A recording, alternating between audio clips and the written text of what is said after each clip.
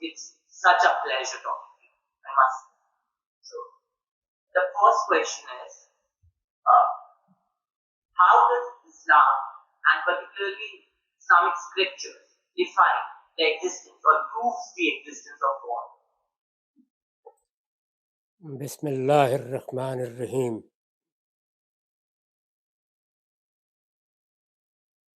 قرآن مجید نے سب سے پہلے انسان کو اس جانب توجہ دلائی ہے کہ اس کو استدلال کس طرح کرنا چاہیے، ریزننگ کا کیا طریقہ اختیار کرنا چاہیے۔ میں اس کا خلاصہ آپ کے سامنے پیش کر دیتا ہوں۔ ہمارے اس دنیا میں علم کے بنیادی ذرائع 3 ہیں۔ پہلا ذریعہ ہمارے حواس ہے، دوسرا نظر و استدلال ہے، اور تیسرا خبر ہے۔ وہ چیزیں جو براہ راست ہمارے حواس کے مشاہدے میں آتی ہیں ان کو ہم وجودی حقائق سے تعبیر کر سکتے ہیں، یعنی وہ چیزیں جو اپنے وجود کے لیے نظر و استدلال یا کسی ریزننگ یا استنباط کی انفرنس کی محتاج نہیں ہے۔ میں اپنے آپ کو دیکھتا ہوں، اس کمرے میں مختلف اشیاء کو دیکھتا ہوں، باہر نکلتا ہوں تو ماہ و آفتاب کو دیکھتا ہوں، یہ سب میرے لیے وجودی حقائق ہیں۔ اسی طرح میرے باطن کے حواس میرے عقل اور میرے شعور کا مشاہدہ کرتے ہیں۔ میں اپنے باطن میں نگاہ ڈالتا ہوں تو اپنے اوپر گزرنے والی کیفیات کا مشاہدہ کر لیتا ہوں، اپنے غم کو دیکھ سکتا ہوں، اپنی مسرت کو دیکھ سکتا ہوں، اپنی نفرت کو دیکھ سکتا ہوں، اپنی محبت کو دیکھ سکتا ہوں۔ یہ سب وجودی حقائق ہیں، یعنی وہ چیزیں ہیں جو اپنے ثبوت کے لیے نظر و استدلال کی محتاج نہیں ہوتی، ان کے لیے کوئی ریزننگ کرنے کی ضرورت نہیں ہوتی۔ تو پہلی چیز یہ وجودی حقائق ہیں جن سے ہمارے استدلال کے یا ریزننگ کے سب مقدمات پریمیسز پیدا ہوتے ہیں۔ دوسری چیز یہ ہے کہ جب یہ وجودی حقائق ہمارے سامنے آ جاتے ہیں تو ہمیں عقل عطا کی گئی ہے، وہ اس کے بعض لوازم کو دریافت کرنا شروع کر دیتی ہے۔ وہ کوئی اصل چیز دیکھتی ہے تو اس کی فرع دریافت کرنا شروع کر دیتی ہے، فرع کو دیکھتی ہے تو اس کی اصل سے اس کو متعلق کرنا شروع کر دیتی ہے، مختلف فروع کا مشاہدہ کرتی ہے تو اس میں سے کلیات دریافت کرنا شروع کر دیتی ہے۔ یہ علم کا دوسرا بڑا ذریعہ ہے جس کو نظر و استدلال سے تعبیر کیا جاتا ہے۔ اور تیسری چیز یہ ہے کہ ہمیں خبر ملتی ہے۔ یہ وہی خبر ہے جو ہم روزانہ اخبار میں پڑھتے، ٹیلی ویژن میں سنتے اور جدید میڈیا سے اخذ کرتے ہیں۔ یہی خبر ماضی کی خبر بن جاتی ہے اور بعض اوقات صدیوں پہلے کی خبر بن کے ہم تک پہنچتی ہے۔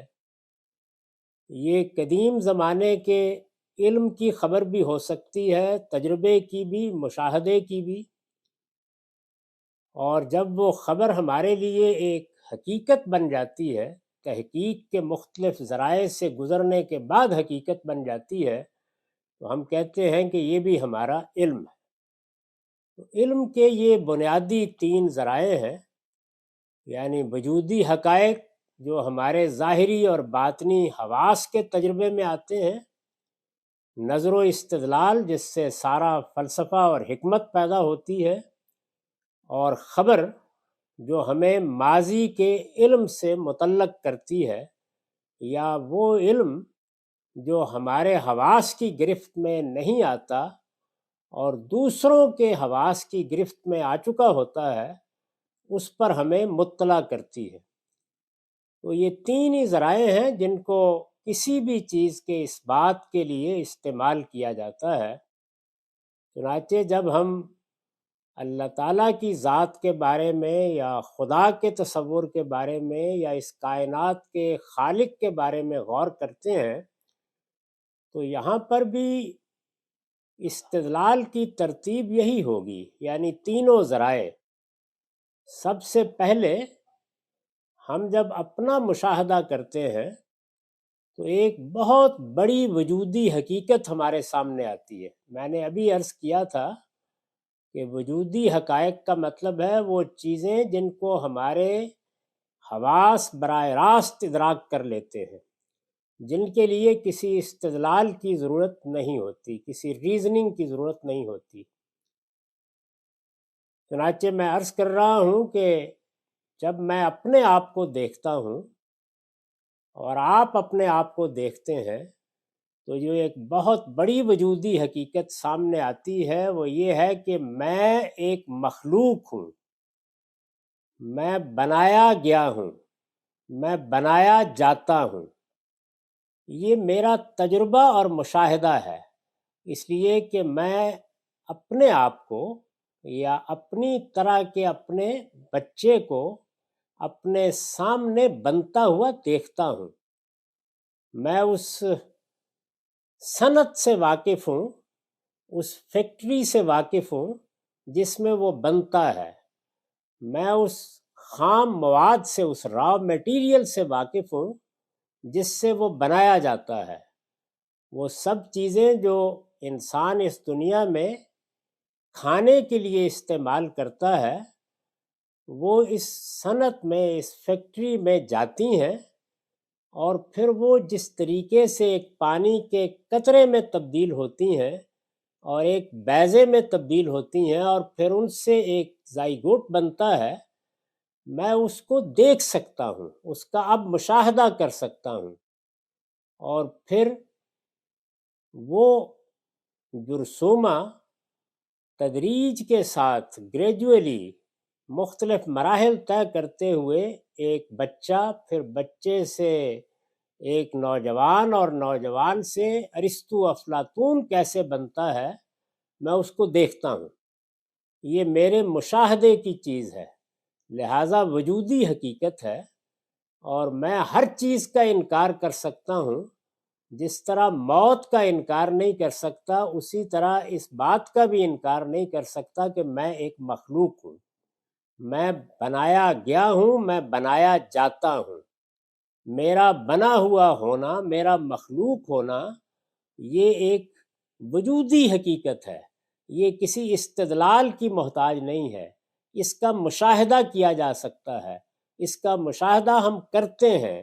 اس وقت ہم نے اس پورے پروسیس کو، انسان کے بننے کے پروسیس کو اپنے کیمروں میں قید کر لیا ہے، ہم ہر وقت اس کو دیکھ سکتے ہیں۔ یہ وجودی حقیقت ہے جس سے قرآن اپنے استدلال یا اپنی ریزننگ کا پہلا مقدمہ قائم کرتا ہے۔ وہ یہ کہتا ہے کہ تم ایک مخلوق ہو، یہ ایک حقیقت ہے۔ میں نے عرض کیا تھا کہ حواس کے ذریعے سے جو وجودی حقائق ہمارے علم میں آتے ہیں، ان کے بعد دوسرا ذریعہ علم نظر و استدلال ہے۔ تو قرآن ہمارے سامنے یہ سوال رکھتا ہے کہ جب یہ حقیقت ہے کہ تم مخلوق ہو تو عقل کہتی ہے، وہ تقاضا کرتی ہے کہ اگر تم مخلوق ہو تو تمہارا کوئی خالق ہونا چاہیے، خالق ہونا چاہیے نہ کہ خالق ہے۔ یعنی عقل تقاضا کرتی ہے کہ جب تم مخلوق ہو اور تمہارا مخلوق ہونا ایک وجودی حقیقت ہے تو پھر نظر و استدلال اس بات کا تقاضا کرتے ہیں، اس کو لازم کرتے ہیں، اسی طرح لازم کرتے ہیں جس طرح سیب کا گرنا اس بات کو لازم کرتا ہے کہ کوئی قوت اس کو زمین کی طرف کھینچ رہی ہے، اسی طرح تمہارا مخلوق ہونا اس کو لازم کرتا ہے کہ تمہارا ایک خالق ہے۔ اس سوال کے دو جواب جب سے علم پیدا ہوا ہے اور ہم علم سے متعلق ہوئے ہیں، 2 جواب دیے گئے ہیں، اس کا کوئی تیسرا جواب آج تک نہیں دیا جا سکتا اور نہ دیا جا سکا ہے۔ اس کے 2 ہی جواب ہیں۔ یہ سوال قرآن نے سامنے رکھ دیا ہے اور پھر یہ پوچھا ہے کہ اب بتاؤ کہ جب تم مخلوق ہو اور تمہارا خالق ہونا چاہیے تو خالق کون ہے؟ تو میں نے عرض کیا کہ اس کے 2 ہی جواب دیے جا سکے ہیں۔ ایک یہ کہ انسان کا خالق یہی کائنات ہے، یہی عالم ہے، یہ ہمارے گرد و پیش کی کائنات، یہی میری آپ کی ہر چیز کی خالق ہے، یہی خلق کر رہی ہے، یہی ہمیں وجود میں لا رہی ہے۔ اور دوسرا جواب یہ ہے کہ اس کائنات سے ماورا ایک ہستی ہے جو علیم ہے، حکیم ہے، زندہ ہے، قائم ہے، وہ اس کائنات کی خالق ہے۔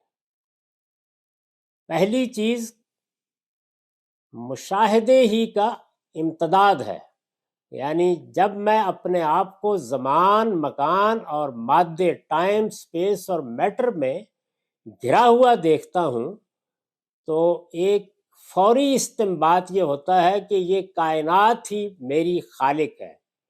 اس وقت کا علم، فلسفہ، الحاد، سب کا استدلال یہی ہے۔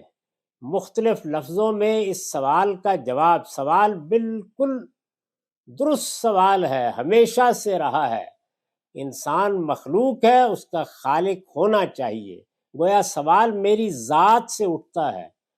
اس کا جواب میں نے آپ سے عرض کیا کہ جو قریبی مشاہدہ دیتا ہے وہ یہ ہے کہ کائنات ہی میری خالق ہے، آپ کی بھی خالق ہے۔ اور دوسرا جواب پیغمبروں کی دی ہوئی خبر ہے۔ یہاں سے ہم علم کے تیسرے ذریعے میں داخل ہو جاتے ہیں، پیغمبروں کی دی ہوئی خبر، یعنی پہلے دن سے انہوں نے یہ کہا کہ ہمارے ساتھ اس کائنات کے خالق نے رابطہ کیا ہے اور ہمارے ساتھ بات کی ہے اور ہمیں یہ بتایا ہے کہ ہم تمہیں یہ خبر دے دیں کہ اس کائنات کا اور تمہارا ایک خالق ہے، وہ حی اور قیوم ہے، زندہ اور قائم ہے، علیم و حکیم ہے، وہی تمہاری پروردگاری کر رہا ہے، اس کائنات کا پورا نظم بھی وہی چلا رہا ہے اور اسی نے اس کو خلق کیا ہے۔ یہ خبر کے ذریعے سے ملنے والا جواب ہے۔ اب ظاہر ہے کہ جب کوئی چیز خبر کے ذریعے سے معلوم ہوتی ہے تو پہلی ضرورت یہ ہے کہ خبر کی تصدیق کی جائے۔ ہمارے پاس یہ خبر انسانی تاریخ میں آخری مرتبہ محمد رسول اللہ صلی اللہ علیہ وسلم کی طرف سے آئی ہے اور یہ ان کی دی ہوئی کتاب قرآن میں ثبت ہے۔ وہ یہی خبر دنیا کو پہنچانے کے لیے بتایا جاتا ہے کہ نازل کیا گیا ہے۔ وہ قرآن ہمارے پاس موجود ہے، تو قرآن مجید نے انسانی علم کے مقابل میں رکھ کر یہ بتایا ہے کہ انسانی علم کے یہ 3 لازمی خصائص ہیں، وہ ان سے ماورا ہے، اور جب وہ ان تینوں چیزوں سے ماورا ہے تو وہ انسان کا کلام نہیں ہو سکتا، اور جب وہ انسان کا کلام نہیں ہو سکتا تو وہ پھر ماورا کی، اس کائنات سے باہر کی خبر لے کے آیا ہے، اور وہ خبر یہ ہے کہ تمہاری عقل نے جو فیصلہ کیا تھا کہ تمہارا ایک خالق ہونا چاہیے، اس کا جواب یہ ہے کہ وہ خالق ہے، وہ اس کائنات سے ماورا ہے اور وہ علیم و حکیم ہستی ہے۔ تو یہ قرآن کے استدلال کا یا اس کی ریزننگ کا خلاصہ ہے۔ اس میں نے اس خبر کی تصدیق کے ذریعے میں جو 3 بنیادی دلائل قرآن نے بیان کیے ہیں ان کو چھوڑ دیا ہے۔ وہ آپ پوچھیں گے تو میں عرض کر دوں گا۔ خلاصہ میں نے عرض کر دیا کہ قرآن اپنے مقدمے کو ثابت کرنے کے لیے استدلال کا یہ طریقہ اختیار کرتا ہے۔ خلاصہ یہ ہے کہ میرا وجود ایک حقیقت ہے، میرا مخلوق ہونا ایک حقیقت ہے، یہ میرے حواس کا علم ہے، میں اس کا انکار نہیں کر سکتا۔ جب میں مخلوق ہوں تو عقل کہتی ہے کہ میرا خالق ہونا چاہیے۔ عام طور پر دنیا میں علم نے اس کا جواب یہ دیا ہے کہ یہی کائنات میری خالق ہے۔ پیغمبروں کی خبر یہ ہے کہ یہ کائنات اور خود تم دونوں ایک ماورا ہستی کی مخلوق ہو، وہ تمہارا خالق ہے اور وہ علیم و حکیم ہستی ہے، اور اس خالق نے یہ قرآن نازل کیا ہے اور 3 بنیادی معیار بتا دیے ہیں جن پر پرکھ کر تم عقلی فیصلہ کر سکتے ہو کہ یہ کسی انسان کا کلام نہیں ہو سکتا۔ جب یہ کسی انسان کا کلام نہیں ہو سکتا تو یہ خدائی کلام ہے، اور یہ اس کی تصدیق کرتا ہے کہ اس کائنات کا ایک خالق اس کائنات سے ماورا ہے اور وہ ایک زندہ ہستی ہے۔ یہ قرآن کے استدلال کا خلاصہ ہے۔ سیکنڈ کویشچن اسی سے کہیں اسی طرح سے ریلیٹڈ ہے کہ اگر خدا ہے تو وہ باڈی ہے، وہ سول ہے، وہ سول اور باڈی دونوں اس کی ایگزسٹنس کیسی ہے؟ اور اسلامک اسکرپچرز کے اندر خدا کے کون سے ٹریٹس؟ سب سے پہلے تو یہ جان لیجئے کہ اس دنیا میں ہمارے علم کی ایک حد ہے۔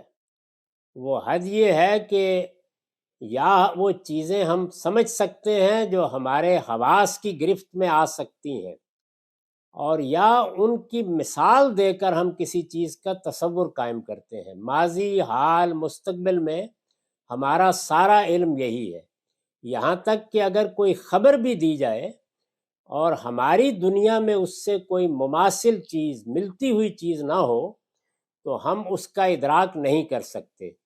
چنانچہ قرآن نے خدا کی ذات کے بارے میں یہ بتا دیا ہے کہ اس دنیا کی کسی چیز سے اس کی تمثیل نہیں دی جا سکتی، لیسا کمثلہ شیء، لہٰذا ذات کے بارے میں وہ کوئی معلومات نہیں دیتا، اور اس لیے نہیں دیتا کہ ذات انسان کے علم کی گرفت میں آ ہی نہیں سکتی۔ انسانی علم کی آخری حد یہ ہے کہ یا وہ اپنی مانوس چیزوں کو سمجھ سکتا ہے یا ان سے مماثل کسی چیز کو تمثیل میں سمجھ سکتا ہے، کیونکہ یہ دونوں ذریعے ہی خدا کو گرفت میں نہیں رہ سکتے، تو اس لیے وہ خدا کی ذات کے بارے میں ایک لفظ بھی نہیں کہتا۔ وہ خدا کی صفات کا تعارف کراتا ہے، یعنی اس کے ایٹریبیوٹس کیا ہیں، اور وہ صفات بیان کرتا ہے جو ہمارے ساتھ متعلق ہوتی ہیں، یعنی وہ رحمان ہے، وہ رحیم ہے، وہ غفار ہے، وہ قاہر ہے، وہ جبار ہے۔ وہ صفات جن کو ہم سمجھ سکتے ہیں اس لیے کہ اس کا کچھ پرتو ہمارے اندر بھی موجود ہے۔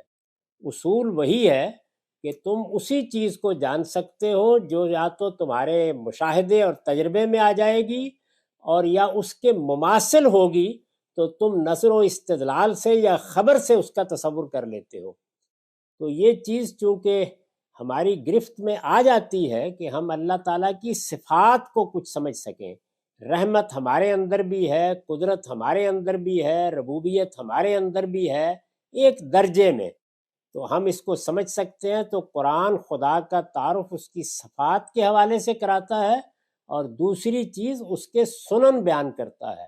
سنن کا مطلب یہ ہے کہ خدا اپنے بندوں کے ساتھ کس طریقے سے معاملہ کرتا ہے۔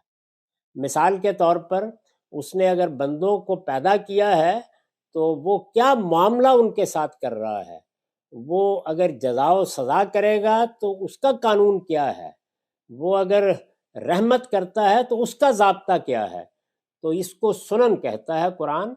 تو یہ 2 چیزیں ہیں جو ہم خدا کے بارے میں جان سکتے ہیں، ایک اللہ تعالیٰ کی صفات، دوسرے اللہ تعالیٰ کے سنن۔ اس کی ذات کیا ہے اس میں قرآن نے بتا دیا ہے کہ وہ تمہارے حد ادراک کی چیز ہی نہیں ہے کہ تم اس کو جان سکو۔ اس کو جاننے کے لیے صفات پر اور اس کے سنن پر اکتفا کرنا چاہیے۔ یہ قرآن کا جواب ہے۔ شکریہ ڈاکٹر صاحب۔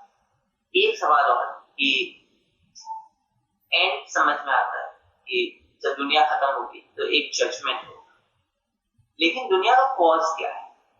اس کریشن کو بنانے کا کاز کیا ہے؟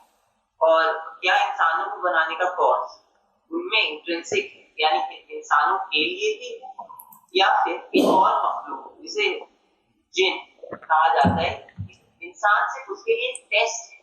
کیونکہ کہانی مطلب اسلام جو قرآن جو واقعہ بتاتا ہے اس کو سن کے ایسا لگتا ہے کہ ایک مخلوق نے وہ درجہ حاصل کر لیا جو فرشتوں کا تھا، تو خدا ان سے ٹیسٹ لینا چاہتا ہے، اور انسان سے اس ٹیسٹ کا ایک پروسیجر۔ آپ کا جواب بڑی حد تک درست ہے۔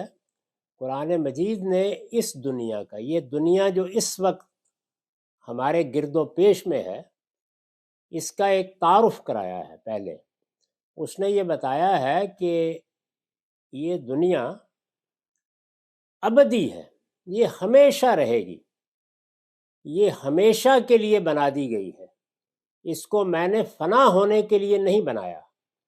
یہ جو کائنات آپ کو نظر آ رہی ہے، اتنی بڑی کائنات کہ جو اب نوری سالوں میں بھی، لائٹ ایئرز میں بھی ہماری گرفت میں نہیں آتی، قرآن یہ بتاتا ہے کہ یہ ساری کائنات یہ ابدی ہے، ہمیشہ کے لیے بنا دی گئی ہے، یہ کبھی ختم نہیں ہوگی۔ وہ یہ کہتا ہے کہ یہ اس لیے بنائی گئی ہے کہ میں نے اپنی بنائی ہوئی مخلوقات کو اس میں ہمیشہ کے لیے آباد کرنے کا فیصلہ کیا، ان کو ختم کرنے کے لیے نہیں، مارنے کے لیے نہیں، ہمیشہ کی زندگی دے کر ان کو اس دنیا میں بسانے کا فیصلہ کیا۔ گویا دونوں باتیں طے ہیں، یہ دنیا ہمیشہ کے لیے ہے، یہ کبھی ختم نہیں ہوگی، یہ کائنات ہمیشہ کے لیے ہے، یہ کبھی ختم نہیں ہوگی، انسان، جن، فرشتے ہمیشہ کے لیے بنا دیے گئے ہیں، یہ کبھی نہیں مریں گے، تینوں مخلوقات اس کائنات میں ہمیشہ رہیں گی۔ یہ دوسرا مقدمہ ہے۔ تیسرا یہ ہے کہ پھر ہم تو مرتے ہیں، تو یہ بتایا گیا ہے کہ یہ جو زندگی تمہیں دی گئی ہے یہ عارضی زندگی ہے، یہ زندگی، یہ 50 سال 60 سال کی زندگی، یہ ابتلاء کے لیے ہے۔ اس میں اس ہمیشہ کی کائنات کے لیے اور اس میں بسانے کے لیے لوگوں کا انتخاب کر رہا ہوں، لوگوں کو ان میں سے میں چن رہا ہوں، اور اس انتخاب میں تمہیں بھی کامیاب ہونا ہے، جنات کو بھی کامیاب ہونا ہے، دونوں کو اس امتحان میں ڈال دیا گیا ہے۔ تو قرآن یہ بتاتا ہے کہ موجودہ دنیا کو سمجھنا چاہتے ہو تو ابتلاء کے اصول پر سمجھو، کائنات کو سمجھنا چاہتے ہو تو دوام کے، ہمیشگی کے اصول پر سمجھو۔ وہ اپنی اصل کے لحاظ سے کامل ہے، ابتلاء کے لیے اس میں نقائص پیدا کر دیے گئے ہیں امتحان کے لیے۔ تو موجودہ عارضی زندگی، یہ زندگی عارضی ہے، کائنات عارضی نہیں ہے۔ جب قیامت برپا ہوگی تو اس کائنات کو ختم نہیں کیا جائے گا، بلکہ ایک نئی شیپ دے دی جائے گی، ایک نئی دنیا میں بدل دیا جائے گا، اور اس کو اس دنیا کے، یعنی ہمیشہ کی دنیا کے لیے صحیح بنا دیا جائے گا۔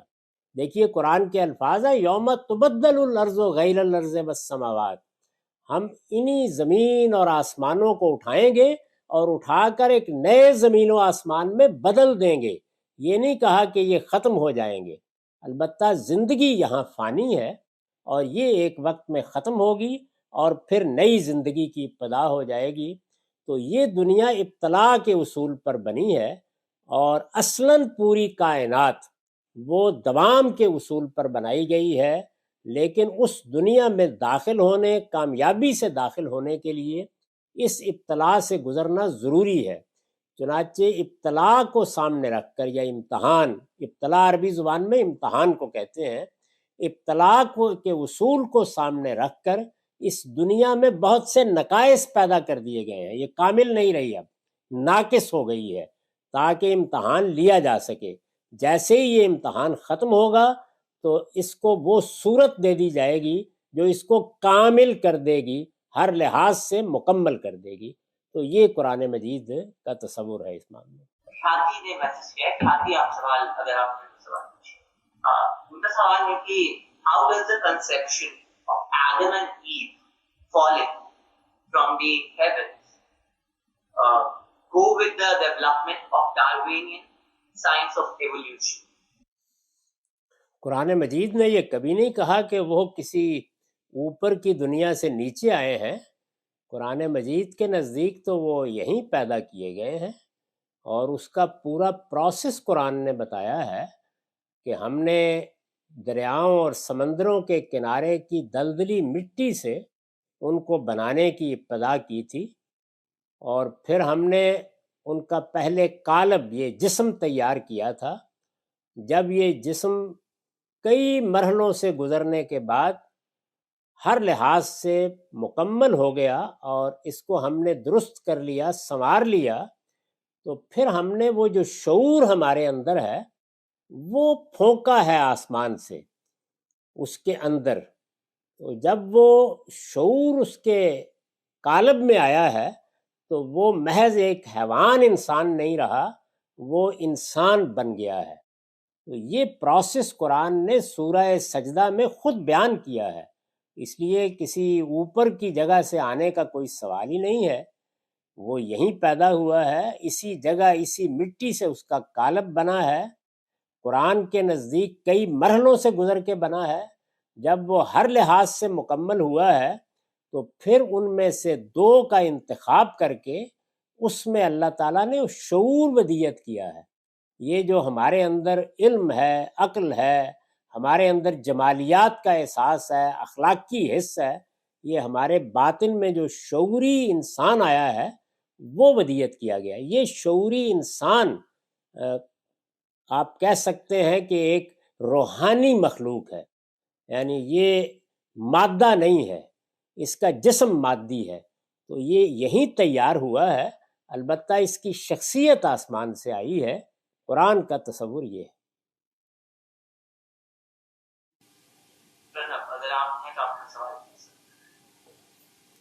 Good evening, everyone. So my question is, God is perfect and being devoid of any trait is imperfection. Then how could God be free of lies, cunningness and treachery? یہ جو آپ نے صفات بیان کی ہیں یہ کہاں سے اخذ کی ہیں؟ یعنی آپ کے علم کا ذریعہ کیا ہے؟ کیا آپ بتا سکتے ہیں؟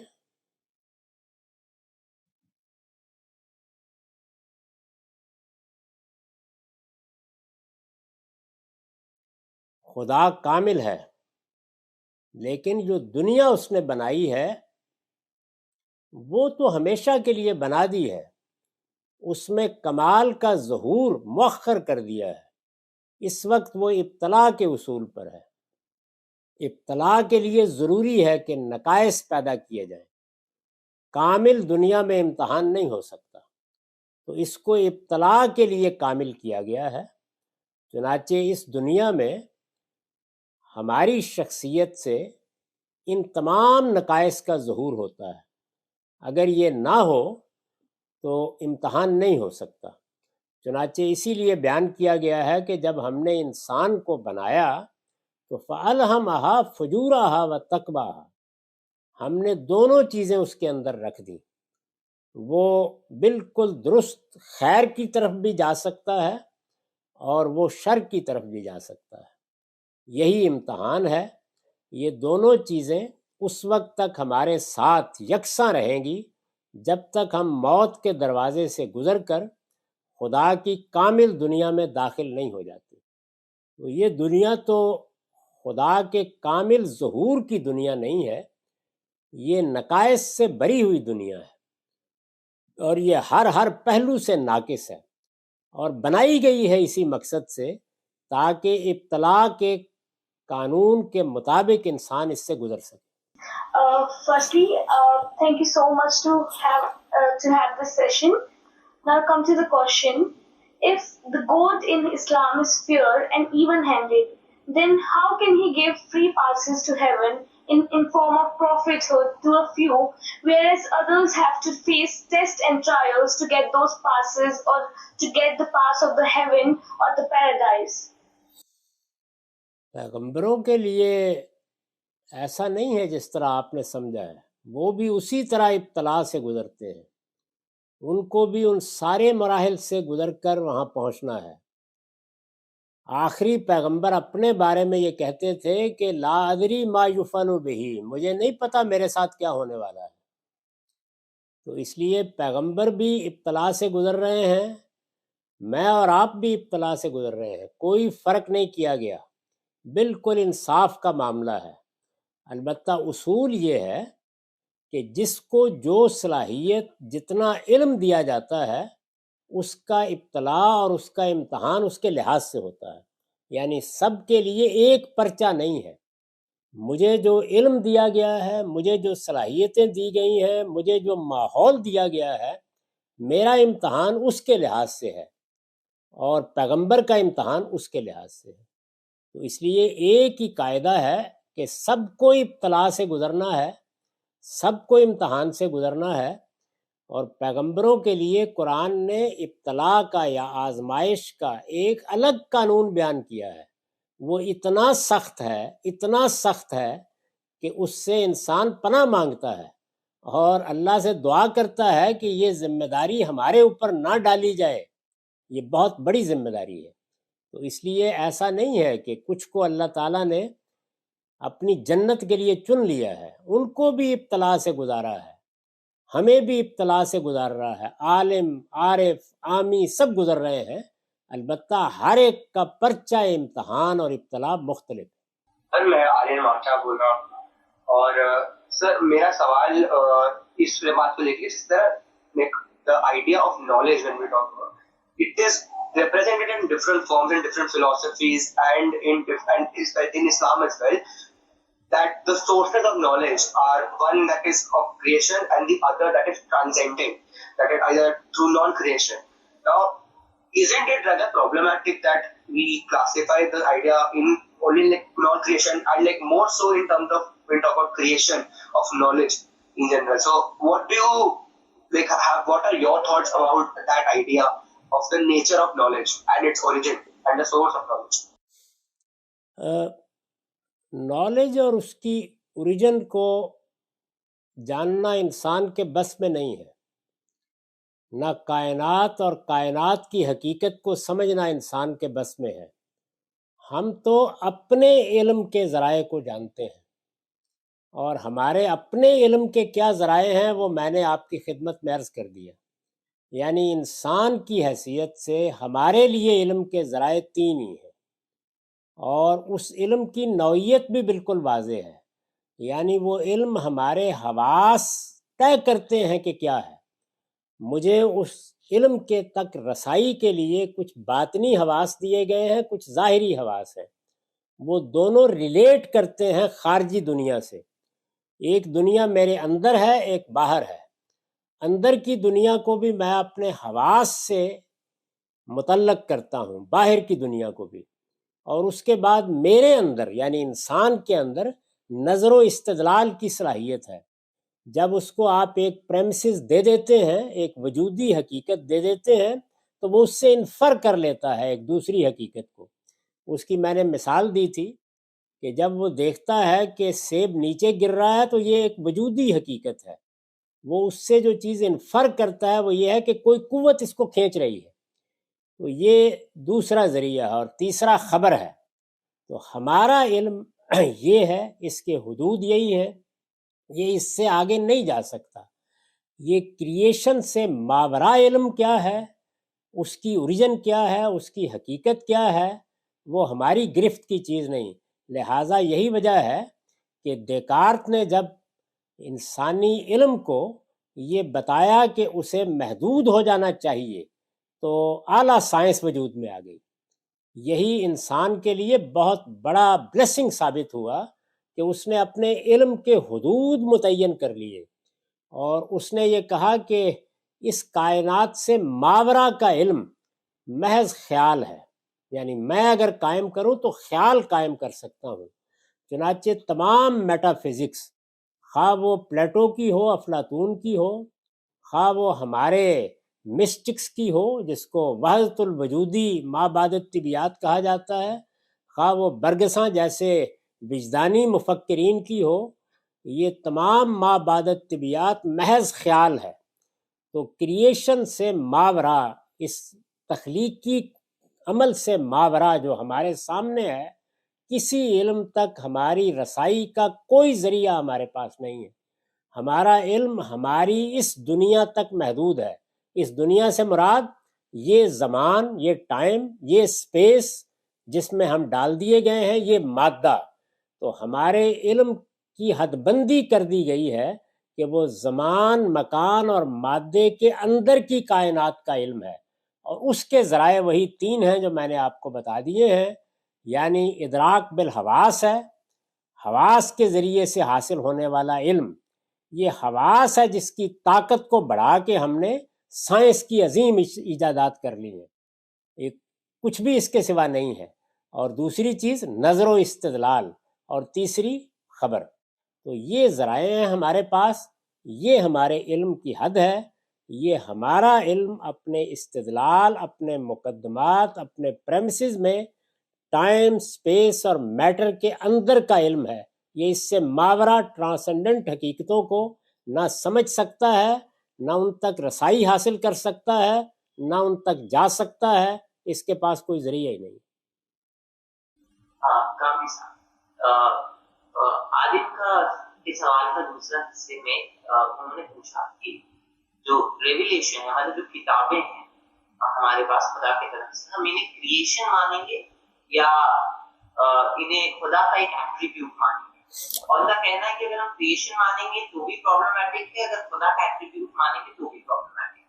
تو اسلام کیسے دیکھتا ہے کہ یہ کتابیں خدا کا ایک ایٹریبیوٹ ہے یا ایک کریشن؟ یہ کتابیں ہمارے لیے وجود میں آئی ہیں، میں نے اسی لیے اس کا اصولی جواب دیا ہے۔ یعنی اگر آپ میرے جواب پر غور کریں تو اس میں اس سوال کا جواب میں نے دے دیا ہے۔ ہمارے لیے یہ کتابیں وجود میں آئی ہیں، کائنات ہمارے لیے وجود پذیر کی گئی ہے۔ تو جب یہ ہمارے لیے ہے تو پھر یہ تخلیق ہے، ان میں سے کوئی چیز بھی تخلیق سے ماورا نہیں ہو سکتی۔ یعنی ہم زمان اور مکان اور مادے کے اندر کھڑے ہیں، تو ہمارے لیے لفظ بھی اسی دنیا کے اندر کی چیز ہے، ہمارے لیے معنی بھی اسی دنیا کے اندر کی چیز ہے۔ ہم اس دنیا کے اندر معنی اور لفظ کے باہمی ربط سے چیزوں کو سمجھتے ہیں۔ ہمارے درمیان کمیونیکیشن کا ذریعہ معنی پر لفظ کا لباس پہنانا ہے، یہ عمل تخلیقی عمل ہے۔ اس وجہ سے اس میں کوئی بحث ہی نہیں ہو سکتی۔ کتاب جب میرے ہاتھ میں آ گئی ہے تو وہ جو کچھ بھی حقیقت میں ہے وہ میرے پاس تخلیق ہو کے آئے گی، تو میں اس سے ریلیٹ کر سکتا ہوں، ورنہ کر ہی نہیں سکتا۔ شکریہ غازی صاحب۔ دیا آپ ہیں، اگر آپ ہیں تو اپنا سوال پوچھیں۔ لگتا ہے نہیں ہے، ان کا سوال پوچھ رہا ہے۔ ان کا پوچھنا ہے کہ اگر گاڈ اومنی پوٹنٹ، اومنی سائنٹ اور گڈ ہے تو پھر ایول کیسے ایگزسٹ کرتا ہے؟ اس لیے کہ اس نے یہ عارضی دنیا امتحان کے لیے بنائی ہے، تو اس لیے یہاں خدا کی ذات کا کامل ظہور نہیں ہوا، وہ موت کے بعد کی دنیا میں ہوگا۔ اس دنیا کو ابتلاء کے اصول پر بنایا گیا ہے، اس میں یہ موقع رکھا گیا ہے کہ انسان اپنے ارادے کو غلط استعمال کرے۔ اس میں نقائص رکھے گئے ہیں، وہ نقائص پیدا کیے گئے ہیں اس میں، تاکہ یہ دنیا ابتلاء بن سکے۔ اگر یہ سارے نقائص دور کر دیے جائیں تو یہ فوری طور پر ابتلاء یا امتحان کی دنیا نہیں رہے گی۔ تو اس لیے یہ ایول یا شر جس کو آپ کہتے ہیں، وہ اس دنیا میں اس لیے نظر آتا ہے کہ یہ ابتلاء کے اصول پر عارضی طور پر بنائی گئی ہے۔ اس کو آپ ایک مثال سے اس طرح سمجھیے کہ ایک کسان جب کوئی فصل اگانا چاہتا ہے تو پہلے وہ ایک نرسری لگاتا ہے، تو نرسری میں اور طریقے سے معاملات کیے جاتے ہیں، اور جب فصل کو کھیت میں لے جایا جاتا ہے تو اور اصول پر معاملے کیے جاتے ہیں۔ تو اس میں تو کوئی شک نہیں کہ اللہ تعالیٰ پوری قدرت رکھتا ہے، وہ نہایت حکیم ہے، اس کا علم بھی ابدی ہے، لیکن اس نے اپنا فیصلہ سنا دیا ہے کہ میں نے یہ عارضی دنیا بنائی ہے، نقائص اس میں رکھے ہیں تاکہ میں تمہیں امتحان اور ابتلا سے گزار کر تمہارا انتخاب کر سکوں اپنی اس دنیا میں آباد کرنے کے لیے جو میں آگے آباد کرنے والا ہوں۔ لیکن وہ پوری دنیا اس نے ابھی سے بنا دی ہے۔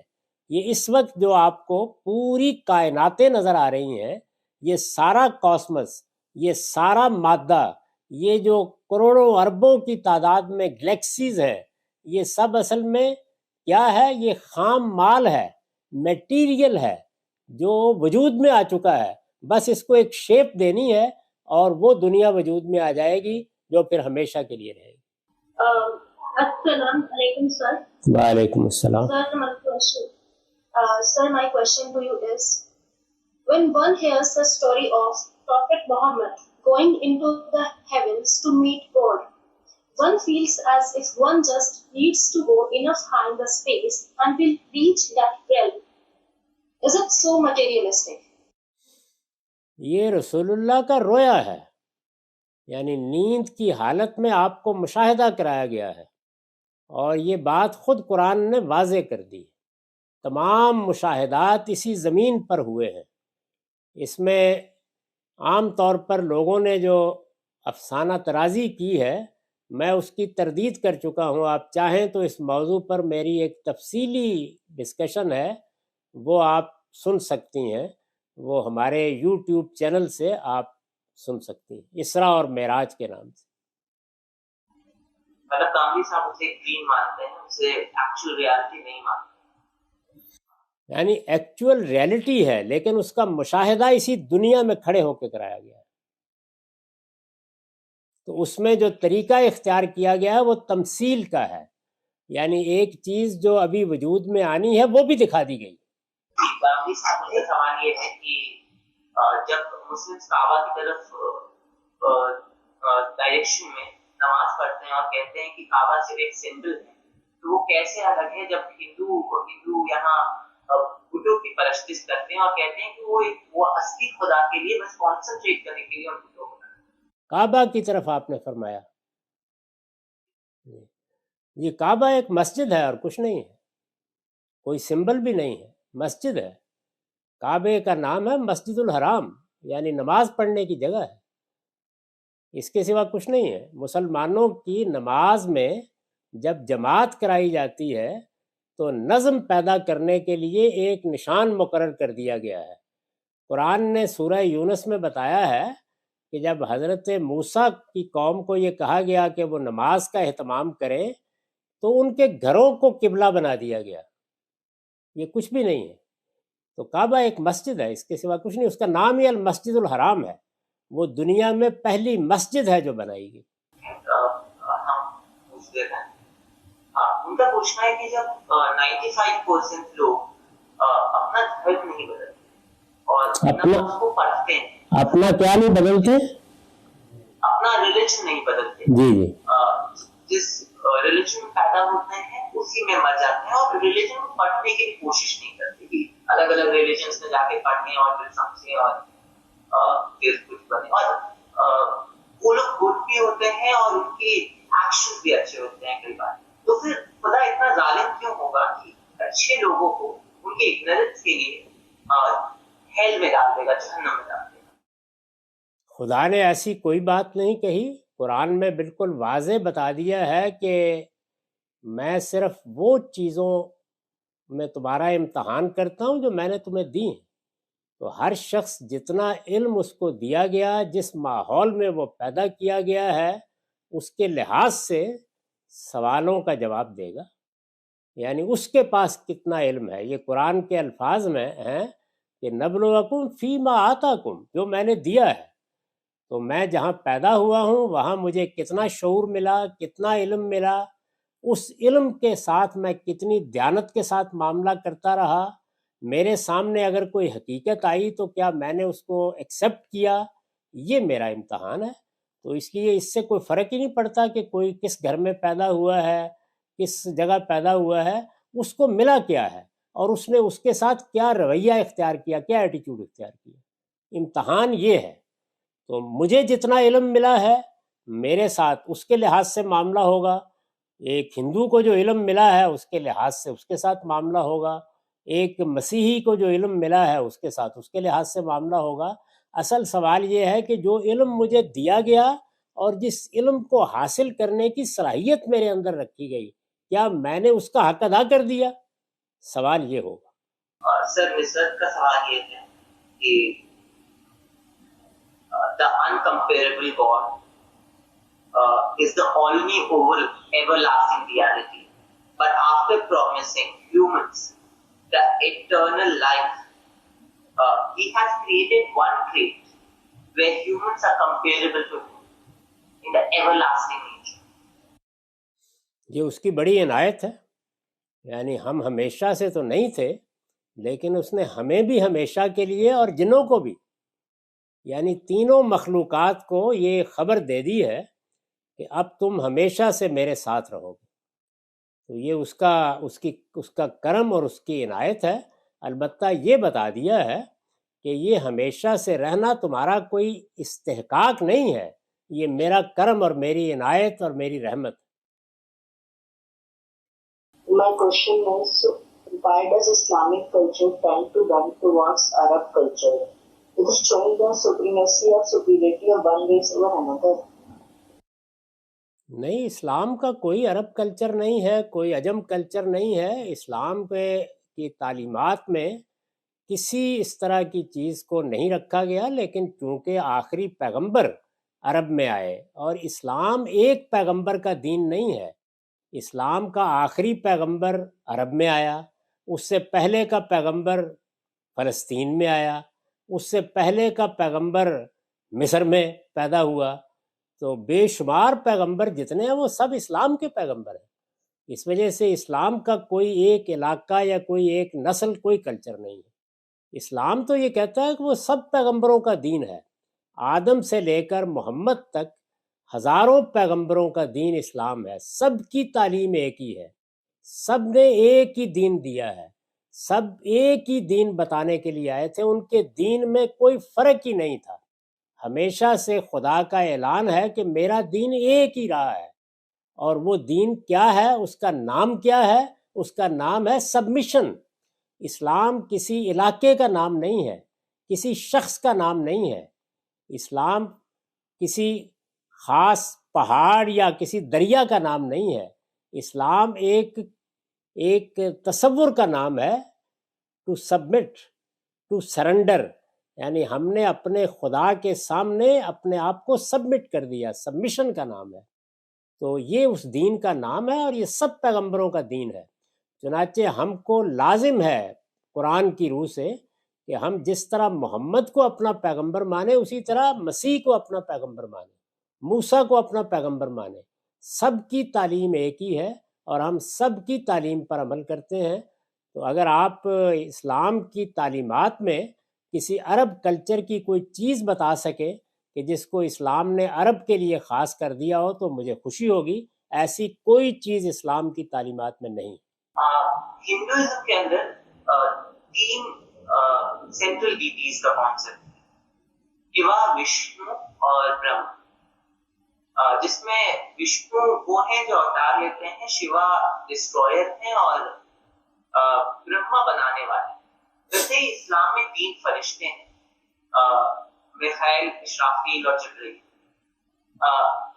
ان دونوں میں کمپیریزن کیا جا سکتا ہے کیا؟ کیونکہ جبرائیل ہر بار اوتار لینے کی طرح دنیا میں آتے ہیں پیغمبروں کے ساتھ، ملک الموت روپ نکالتے ہیں جیسے شیوا ہے، اور برہم جیسے کچھ نہیں کر رہے ویسے ہی اسرافیل آخری وقت کا انتظار کر رہے ہیں۔ تو ان کا سوال ہے کیا ان دونوں میں کوئی کمپیریزن؟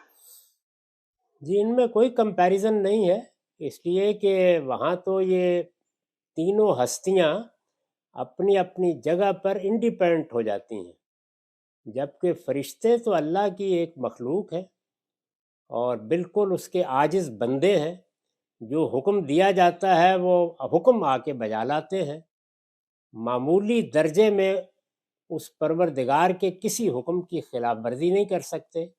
اور وہ براہ راست اپنے بندوں کو دیکھتا ہے، براہ راست وہ اپنے بندوں کی دعائیں سنتا ہے، تمام فیصلے اسی کی جگہ سے ہوتے ہیں۔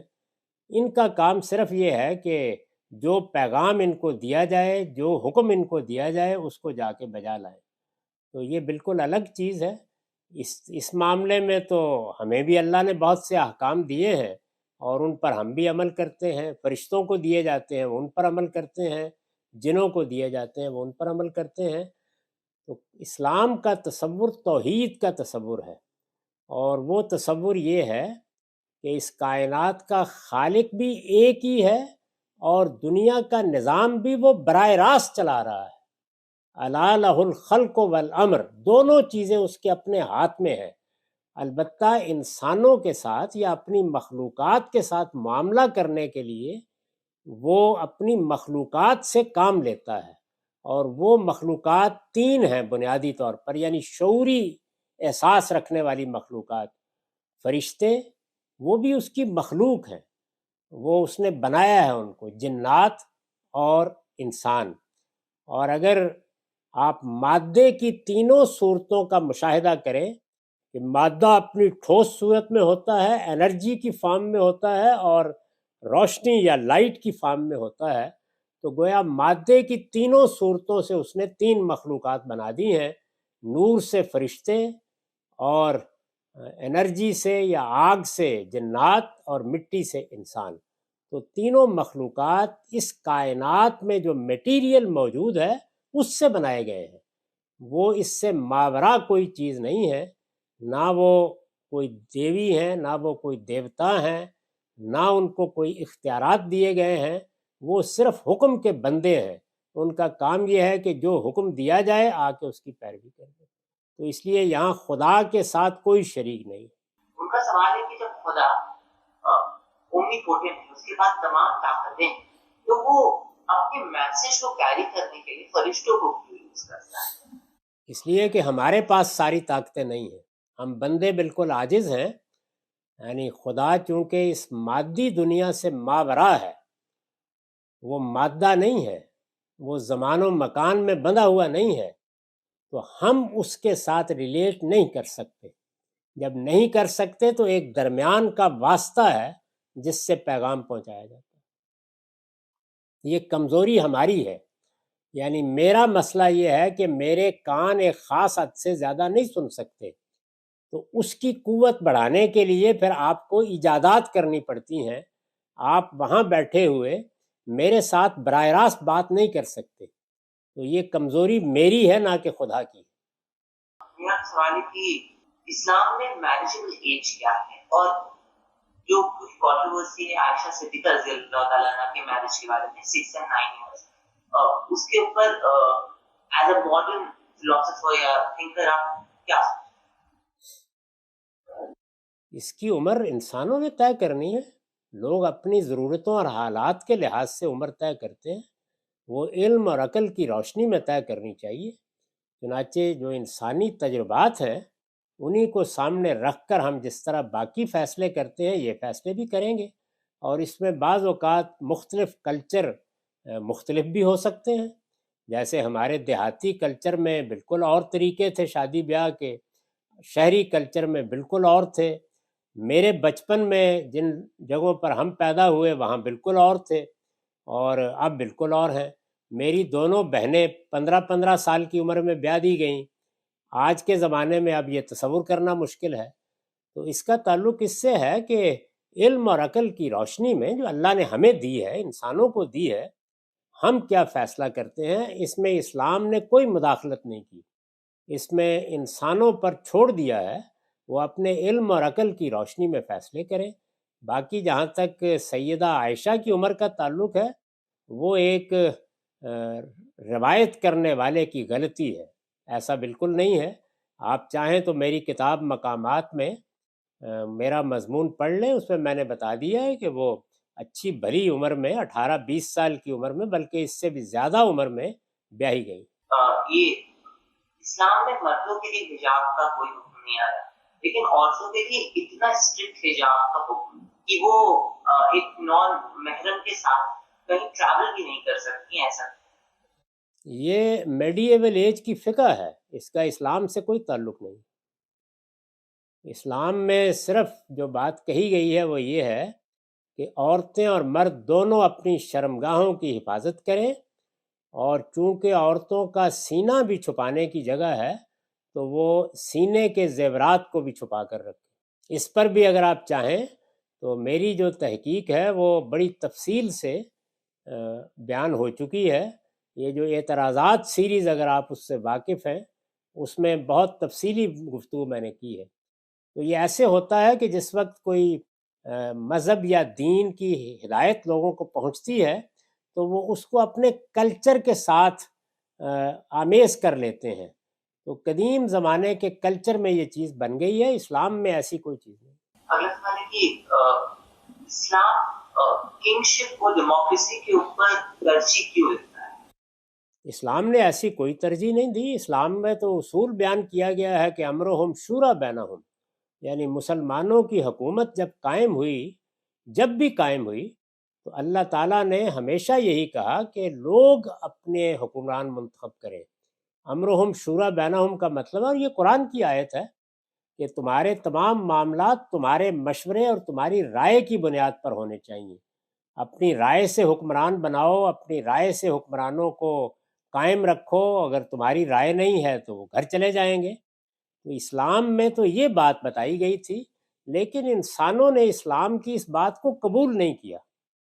چنانچہ آپ اگر تورات کو دیکھیں، بائبل کو دیکھیں، تو اس میں پوری تفصیل ہے کہ بنی اسرائیل کو اللہ نے یہ کہا کہ تم ایک آزاد قوم ہو، آزاد رہو، تو انہوں نے اصرار کیا کہ بادشاہ ہونا چاہیے۔ اس کو آپ پڑھیے، بائبل میں بیان کیا گیا ہے کہ اللہ تعالیٰ نے کہا کہ تم غلام ہونا چاہتے ہو، بادشاہ تو تمہارے ساتھ یہ کرے گا، لیکن لوگوں نے کہا کہ نہیں، ہمیں بادشاہ چاہیے۔ تو رسول اللہ کے بعد بھی یہی ہوا، 15-20 سال کے بعد لوگوں نے بادشاہت ہی کو پسند کر لیا، کیونکہ اس زمانے میں جمہوری روایات ابھی قائم نہیں ہوئی تھی۔ اسلام کا اس سے کوئی تعلق نہیں ہے۔ اسلام تو یہ کہتا ہے کہ لوگوں کی رائے سے حکومت قائم ہونی چاہیے۔ یہی ہمیشہ سے اسلام کی تعلیم رہی ہے، سب پیغمبروں کی تعلیم یہی ہے۔ لیکن سیاسی معاملات اور سماجی معاملات اور عمرانی معاملات اور معاشی معاملات میں انسان کسی اصولی تعلیم کو فوراً نہیں مانتا، اس کے لیے بہت کچھ کرنا پڑتا ہے۔ تو جمہوریت یا جمہوری اصولوں پر ایک حکومت کیسے بنے گی، اس کے لیے بھی انسان کو سفر کرنا پڑا ہے۔ جس زمانے میں محمد الرسول اللہ آئے، اس وقت کوئی جمہوری حکومتوں کا تصور ابھی ڈیولپ نہیں ہوا تھا، اور اگر رومن امپائر میں یا یونانیوں کے ہاں کوئی تصور تھا بھی تو وہ سٹی اسٹیٹس میں تھا۔ ایک بڑی سلطنت کو کیسے چلایا جائے، اس کے لیے ابھی کوئی میکینزم وجود میں نہیں آیا تھا، چنانچہ مجبوراً لوگ ملوکیت یا بادشاہت کی طرف چلے گئے۔ اس کا اسلام سے کوئی تعلق نہیں۔ سر آگے کا اس کا سوال ہے کہ اسلام میں ریلیجیس لیڈر بننے کے لیے ایک پرٹیکولر سیکس کو یا میل کو اپوائنٹ کیوں کر لیا گیا اور ویمن کو اس سے پریونٹ کیوں کیا گیا؟ اسلام میں سب سے بڑا عالم کوئی مرد نہیں تھا، وہ حضرت عائشہ تھیں، اور وہ ایک خاتون تھی۔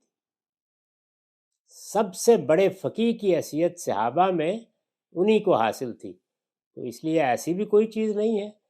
آپ دیکھیے موجودہ زمانے میں ہمارے ایک اسکالر نے جو حدیث کے علم کی ماہر خواتین ہوئی ہیں، ان کے تذکرے مرتب کیے ہیں کئی جلدوں میں۔ تو اسلام میں عورتیں بھی بڑی بڑی عالمہ رہی ہیں، یہ تو کلچرل پہلو ہے، ورنہ کوئی پابندی نہیں۔ جس طرح مرد عالم بنیں گے، عورتیں بھی بنیں گی، جس طرح مرد ذمہ داریاں انجام دیتے ہیں، عورتیں بھی انجام دیں گی۔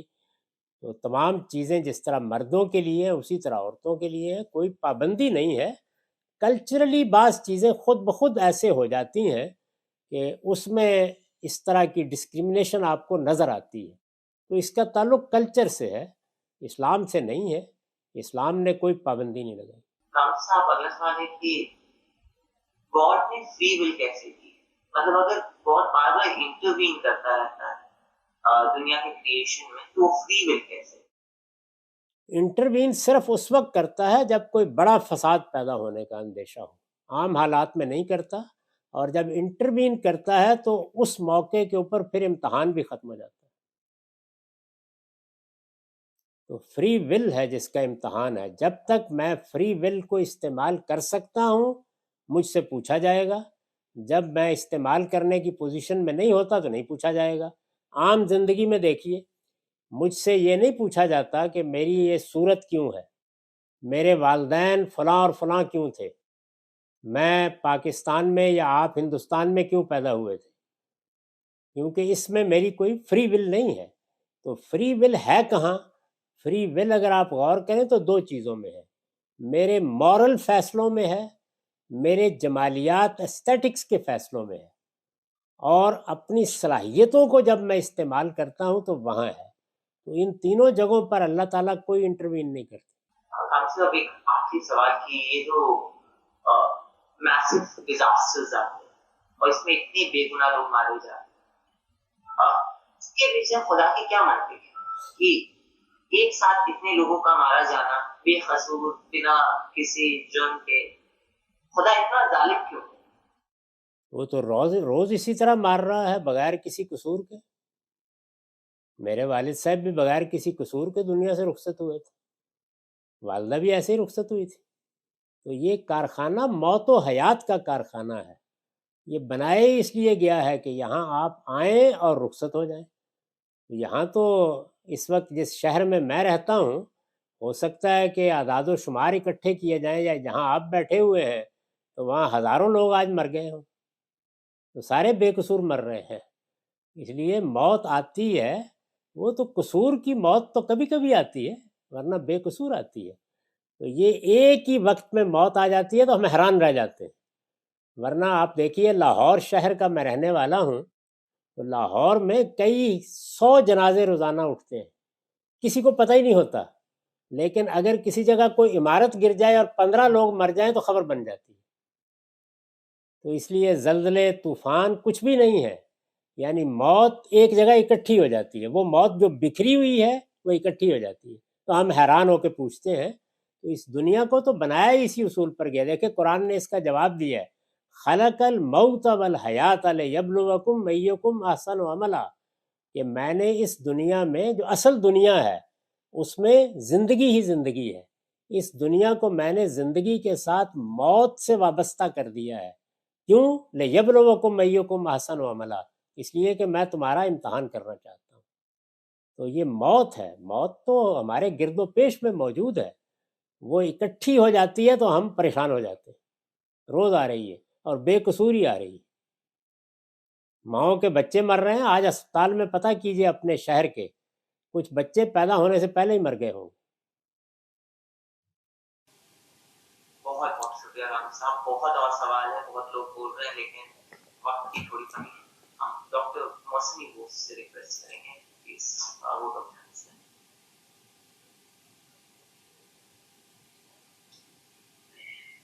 تھینک یو آیاز، تھینکس دامتی جی، آپ نے اتنا اچھا، مجھے تو اتنی اچھی اردو آتی نہیں ہے، پھر بھی اتنے سندر طریقے سے آپ نے